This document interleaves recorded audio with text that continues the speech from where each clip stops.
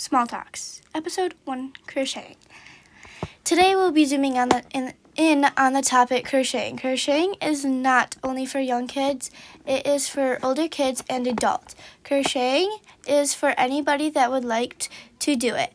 And there is a wide variety of ages for people who would like to crochet. But today we're going to be zooming in on some topics, and our first topic we're going to be zooming in is on yarn. So there are three different main types of yarns that people use: acrylic yarn, cotton yarn, and fluffy yarn that people use. First, we're going to be going into fluffy yarn, which a fluffy yarn is a thicker type of yarn that people use, typically made for like the chunkier stuffed animals and blankets.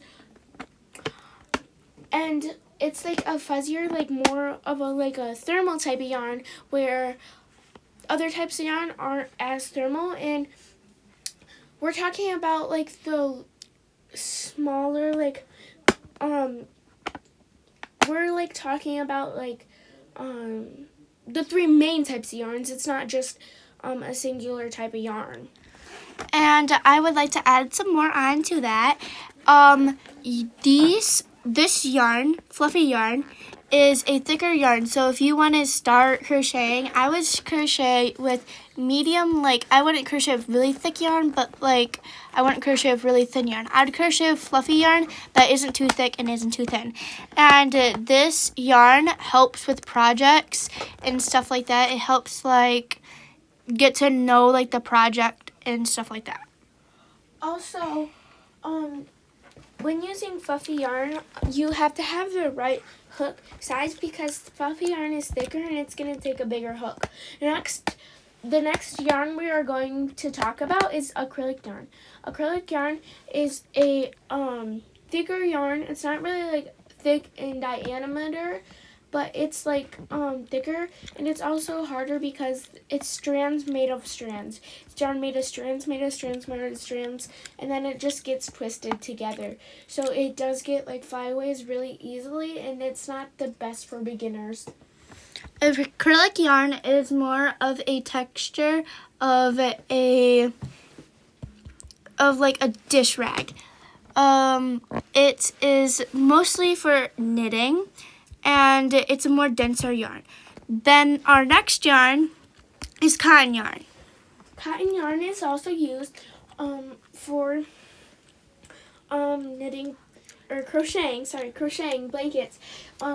But it's thinner, so if you wanted to make a blanket out of it or a stuffed animal, it's not going to be as chunky because that diameter isn't as thick.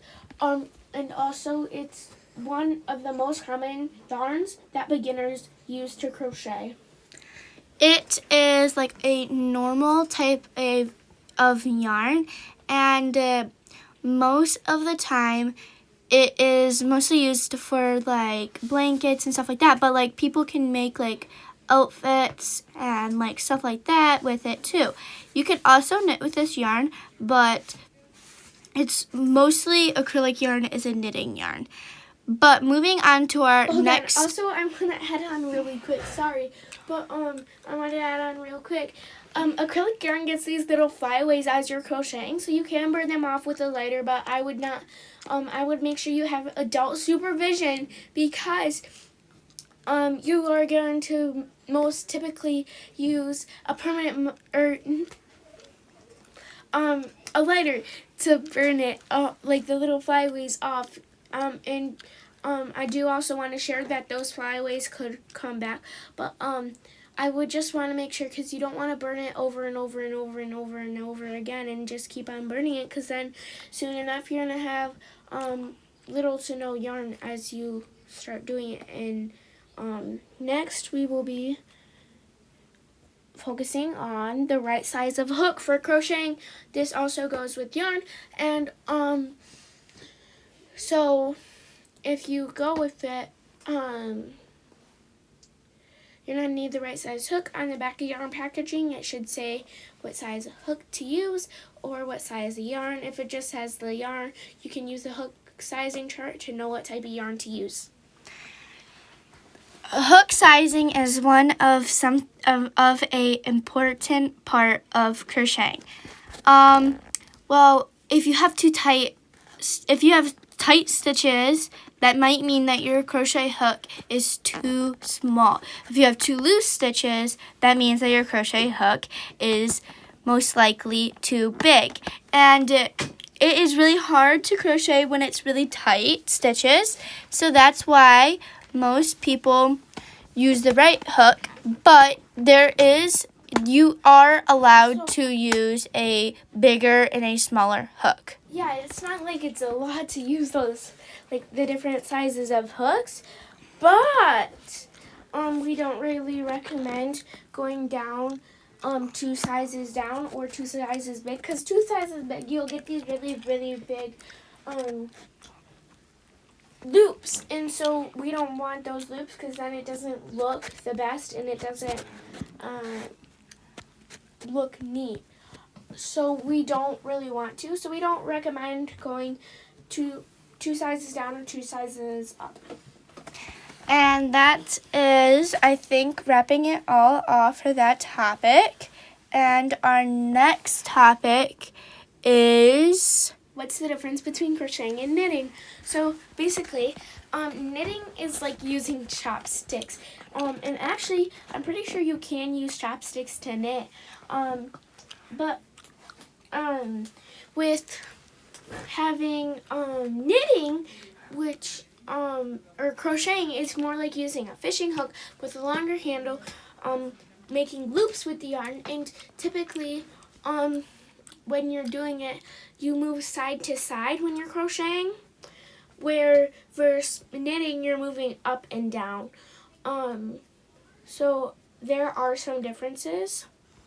And those are some differences. So also, I want to add on, you are typically using a different type of yarn when you are crocheting versus knitting.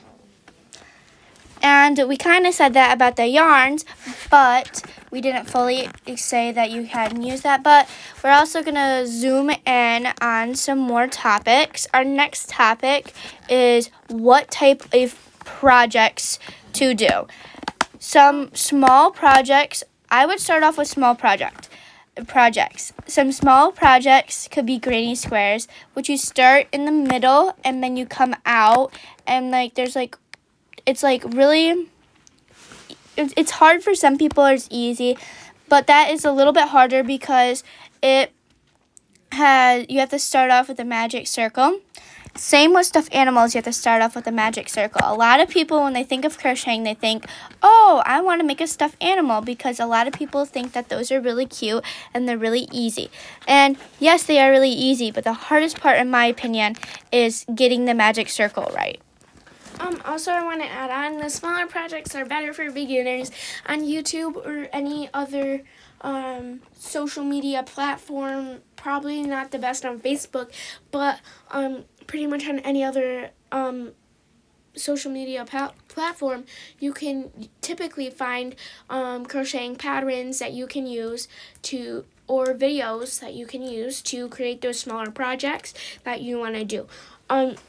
For not as beginners, but as you go in crocheting, you can do those bigger projects. But first, when we go and start, we recommend the smaller projects to do.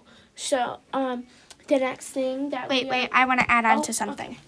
Okay. When you start crocheting, usually before you start making little projects, I would make just a square with different stitches, just to get to know how to hold the yarn, how to hold the project, and how to use the needle and stuff like that, and how to learn to have the right tension of the yarn and stuff like that. So then when you do make a project, it comes out a lot neater than it would if it was the first thing you immediately started with.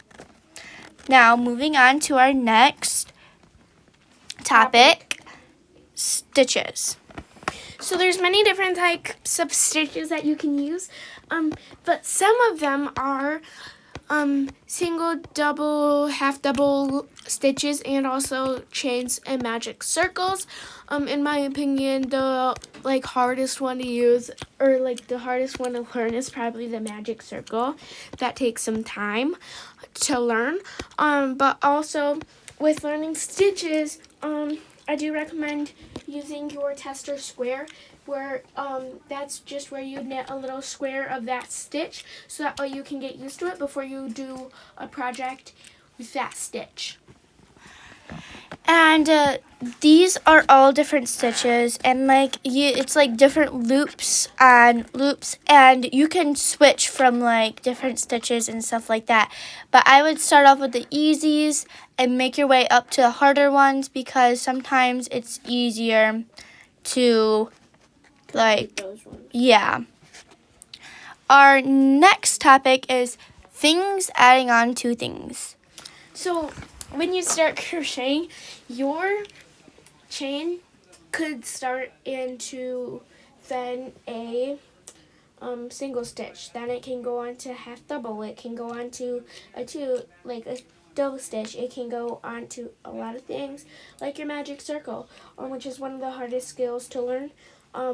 So when you're doing that, it's just things adding on to things, because your skills will add on to another skills that will add on to another skills, which will get you, after a long time of crocheting, will get you to those bigger stuffed animals that you would use. And those are some things. So I want to say thank you for listening and all that stuff, because we're running out of time. And I hope you had a lot of new interesting facts about crocheting.